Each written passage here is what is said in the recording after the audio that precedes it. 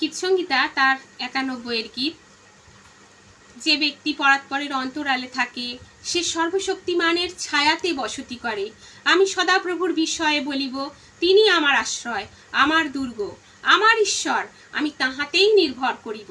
হ্যাঁ, তিনি তোমাকে ব্যাধের ফাঁদ হইতে ও সর্বনাশক মারি হইতে রক্ষা করিবেন। তিনি আপন পালকে তোমাকে আবৃত্ত করিবেন। তাহার পক্ষের নিচে তুমি আশ্রয় পাইবে। তাহার সত্য ঢাল ও তনু ত্রাণ স্বরূপ। তুমি ভীত হইবে না রাত্রি ত্রাস হইতে, দিবসে উড্ডীয়মান স্বর হইতে, তিমির বিহারী মারি হইতে, মধ্যাহ্নের সাংঘাতিক ব্যাধি হইতে। পড়িবে তোমার পার্শ্বে 1,000 জন, তোমার দক্ষিণে 10,000 জন, কিন্তু উহা তোমার নিকটে আসিবে না।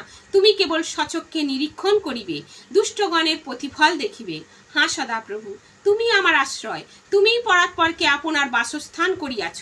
তোমার কোনো বিপদ ঘটিবে না, কোনো উৎপাত তোমার তাম্বুর নিকটে আসিবে না।